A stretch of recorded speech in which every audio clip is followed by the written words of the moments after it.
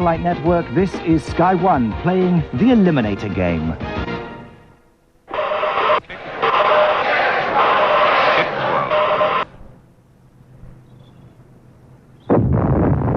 It came. The end of the world as we know it. But one thing survived. They could not break its following. The game.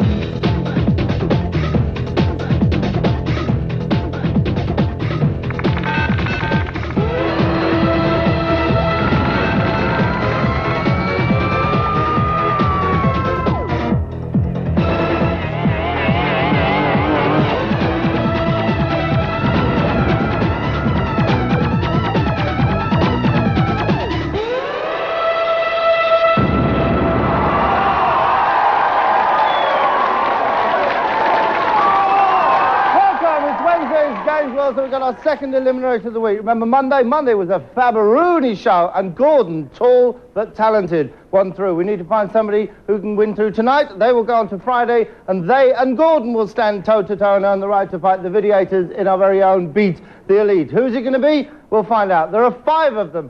5 full hearts waiting to come here and be burst by the console. They're in the dressing room. It's Wednesday. They must be with Dave Perry. With the amount of mail I'm getting about my new waistcoat, is really getting up big boy Barry's nose. So I think we'll have one last close-up. There you go, that's class. And that's what I've got tonight, a dressing room jam-packed with quality. First up, we have Simon, who's getting a temple massage from the lovely Wisteria. This is helping him to concentrate and balance his psyche before he steps into the arena with his opponents. Where we're on the chessboard, we have Jacqui and Garvey. They're intellectual giants who are hoping to outfox their opponents and outwit them with their mental agility. Stephen, of course, is a picture of physical perfection, and he can't resist just getting a last few reps in with the dumbbells, getting an already tip-top body into excellent condition. And next we go over to Morticia, who's warming up Richard's joystick joints, making sure that his digital dexterity is up to any D-pad deviations he may have to negotiate once he gets into the ring. All right, I might have stretched the truth a little bit about tonight's contestants, but after all, it's showbiz. Simon's the name. Street fighting's the game. Big boy Barry's the aim. Watch me win every game. My name's Jacqui. Tell the boys. I'm not here to play with girly toys. Like the girl before me who showed the way. I'm here to remind you, girls have their day. My name's Garvey. I'm wicked at games. If you mess with me, then I'll put you to shame. My name is Stephen. I'm the man to beat. I'll win the Eliminator and beat the Elite. My name's Richard C, and I've come here today to let you know that you lose when I play. Well, 5 perfect players, and they all mean business. Bob, let's get it on. Well, Dave, we're in the business of trampling on their dreams. There are 5 of them. Do we want to see them? Yeah! Well, then bring them to me now!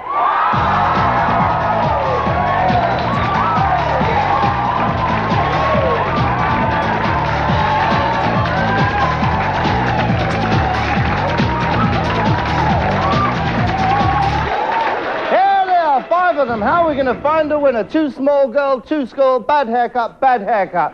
Who's it going to be? We'll find out because we're about to start playing the game.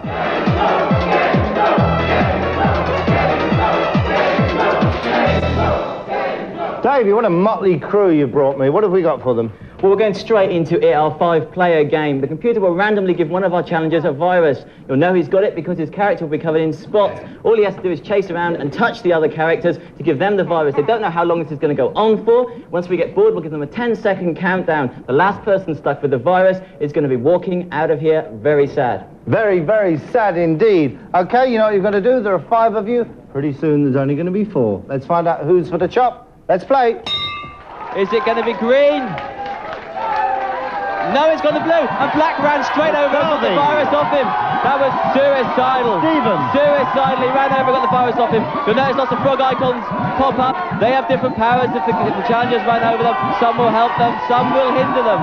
Yes, blue got an icon which froze him with an F on it, and that meant he couldn't run. He's got the freeze icon again. He can't go anywhere when he's got that icon, and he's not going to have much chance of getting rid of that virus if he's stuck in one spot. He's chasing all over, he's going for black again. This whole competition seems to be between blue and black. He can't catch any of them, they're racing away. Red's got the speed up icon, he's passed it to the wall. All apart from yellow, yellow's frozen. Can blue get over there and get yellow? Yellow's frozen, he didn't spot it. Time's ticking down, it looks like it's going to be blue. Blue's out. With an almost suicidal performance from Stephen, the black sprite, he ran straight in and got the virus. He then passed it on to the other competitors. They seemed to pass it amongst themselves for a while, but then it went to blue, Garvey. He had no idea how to get rid of it, and it was a very ordinary performance, so he's gone. Garvey. Well, I don't know what happened. I couldn't get away quick enough. You couldn't, could you? You No. tried, you were hiding around the corners and everything, and they tracked you down and they stung you, and you just couldn't get rid of it, could you? No. Well, what can I say? That's the cute one out of the way. Let's start losing some more. Garvey, off he goes!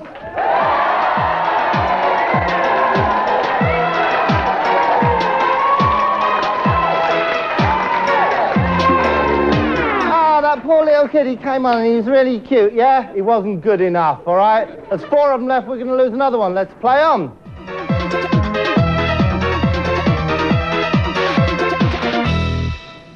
So there you go, let's lose another one. What have we got, Davey? We're going to play Yogi Bear on the Super Nintendo now. It's Jellystone Park, Snow Business Stage 1. And what our competitors have to do, they've got 45 seconds of one life to make their way through the park, jumping on the creatures and collecting picnic hampers. The person with the most points will be the winner. The person with the least points is going to be a loser. Picnic hampers, still a bit cute, isn't it? How do they lose their lives? Lose their lives by running into the creatures rather than jumping on them or falling down the chasms. Oh, falling down the chasms. We like the sound of that. Simon, 45 seconds, many points as you can. Let's do it. Okay, Simon goes off first, collecting those clocks. You haven't got to worry about those clocks. They're not relevant to this challenge at all. But jumping on the animals are, and jumping on those picnic hampers is very important. That's the way to get the most points, because the more hampers you jump on in succession, the more points you get. They multiply 60, 70, 80, from 90. From now on, each hamper is worth 120, 130, 140 points. This is a great display of games played. He's already got 1,150 points. He's lost no life so far. His energy bar's in the bottom right-hand corner. It's the cake. The cake, the more cake that goes down, the less healthy he is. The larger the cake that is left, the more healthy he is. The more cake goes down, the less healthy he is, sorry. 220 points, 230. So far, 3,300 points. He's run into a ghost. He's fallen down the chasm at the end of his chance. 3,300 points. Simon, 3,300 points. You think that's going to get you through? No. No. He's not very optimistic. Should he be? I think he should be. I think that could get him through because he was doing everything right. He was jumping on all the picnic hampers in sequence, which meant that the scores were going up and up. Because each picnic hamper you jump on straight after the other, so it goes up by 10 points. When you say jump on it, he sits on them, doesn't he? He just sits on them. He doesn't eat them, he sits on them. That's okay. right. Jacqui, you know what you've got to do? You've got 45 seconds. Let's go. Right, Jacqui races off. Little tricky bit that is across that bridge, because if you stay on the bridge for too long, it melts underneath you and you fall down the cliff. She's doing very well so far. She's jumped on all the hampers. As I said, you'll notice every time you jump on a hamper, so the points go up by 10, 60, 70, 80. All the hampers are now worth 100 points, 110 points, 780 points so far. She's doing very well. She's lost no life so far. Those clocks are not relevant to this challenge. They're only relevant if you're playing the game in its entirety. Those rabbits down there that are jumping underneath Yogi, if he lands on their heads and squashes them, they're extra points as well. So far she's doing very well. All the hampers, 240, 250. She's got 3,350. She's overtaken him already. Come to the end of her challenge. That's it, 3,350. 3,350. What have I always said? Girls make great games players, don't they, Jacqui? That was good, wasn't it? That was good, yes. Yeah. What happens with the clocks when they get a clock? I'd missed the point of the clocks. Well, the clocks aren't important in this challenge. If you're playing the game in its entirety, they come in useful later on. Okay. Stephen, 3,300. That's still the bottom score. That's Simon's score. You can have 45 seconds or 3/4 of a minute. It's up to you. What do you want? Okay, 45 seconds and your time starts now. Okay, off goes Yogi. Runs through the clocks. Jumps on the snowman. Oh, he could have done with jumping on that snowman. That snowman is points. All the creatures are points if you jump on their heads and kill them. Those hamper baskets disappear the longer you stay in them, so if there's a hamper basket underneath you, of course, it might be a good tactic just to wait there. But of course, you are against time. Oh, and he missed an awful lot of hamper baskets there, and I think that's going to cost him. I think that could cost him. He could go into last place. It's a bit early to say, but I think missing those hamper baskets is going to be very, very important later on. And he's having trouble. He's missing a lot of baskets. He's missed whatever he's jumped on that one. He's losing a lot of points by not jumping on all these baskets in sequence, so he's not getting as many points as he might. He wants to jump on these 180, 190. Still not up with the others yet. Nearly coming to the end of his challenge. 2,500, 3,000 points. It's in last place. Whoa, 3,000 points. Close, but not close enough, Steve. They're in last place at the moment. He missed a little bunch of bags. He missed a load. I think he bottled it a little bit and decided to run past the second lot of hamper baskets, and of course it cost him. He bottled it. Bottled it. Richard, you going to bottle it? No, of course not. You got 45 seconds.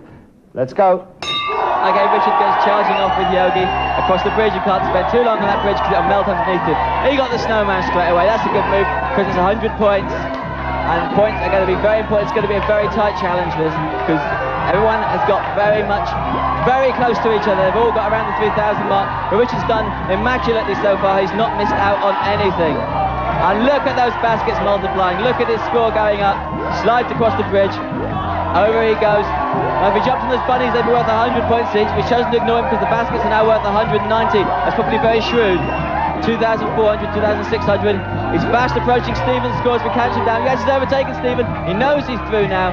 All he's got to do is make his way through as our clock counts down. He's through to the next round. 3,980. Excellent.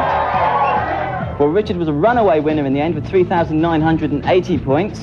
Jacqui came in second with 3,350. Very close to her was Simon with 3,300 points. But poor old Stephen, 3,000. It's not good enough. He says he's a keen runner. It's going to come in handy because he's running to our pit. So, Stevie, what you got to say for yourself? It was just my nerves. Just your nerves? Yeah. You bottled it, didn't you? No, it was just my nerves. No, you bottled it. Listen, my personal friend Dave Perry, who knows more about personal courage than anybody, because he goes out in the street dressed like that, okay? He said you bottled it, and if he said it,